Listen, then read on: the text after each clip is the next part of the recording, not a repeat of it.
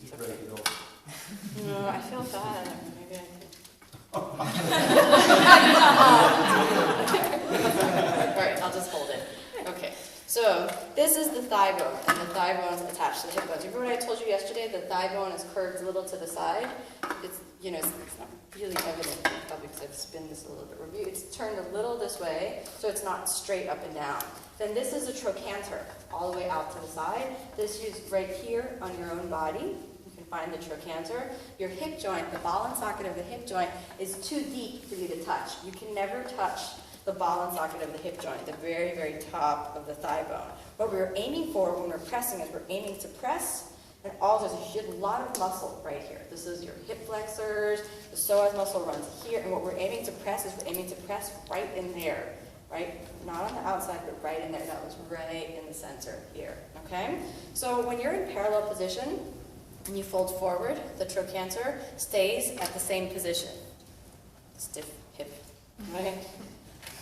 There's things inside of it. Very stiff hip.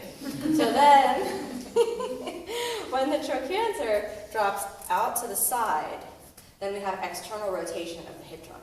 Okay? When the trochanter points forward, then we have our legs in parallel position. Very stiff skeleton. So, you know, somehow they're just catching in there. But so what we're going to try to do with external rotation, in order to facilitate the space to take half lotus position, we need to externally rotate the hip joint. We need to roll the trochanter out to the side, and that will get us a nice deep half lotus position or full lotus position if we're doing both. Or if we roll the trochanter out to the side, then that gives us the space to get the legs behind the head for Supta Karmasana. Does that make sense? It's kind of easy to see here in a skeleton. And then it works, it moves right into the body. Now some people, I've heard this argument, that you can only do this with a shallow hip socket.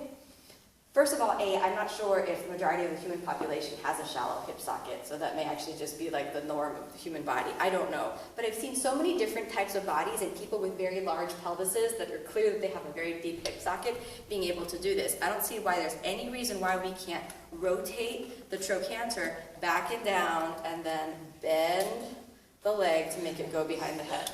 All right? It's all just about getting the ball and socket of the hip joint to really move. Okay, and if you can facilitate that motion, I think anything's possible with the remainder of the leg. It's just about facilitating this motion. Okay? One more time. Next thing we're going to do is we're going to find our trochanters. We're going to feel the trochanter, and most of the time what happens is if your hip joint is too stiff and doesn't actually externally rotate, then what happens is we bend a little bit with the hip, and then we try to squeeze the knee, right? And you have a lot of things in the knee that can really get messed up when you do that motion with the knee. If you torque the knee, the meniscus can get squeezed, the lateral and collateral ligaments that hold your knee together can get overstretched, strained, pulled, torn, all sorts of nasty things. When that happens, it's a really long time coming for healing. So we want to focus all of our attention on external rotation. Keep doing. You are an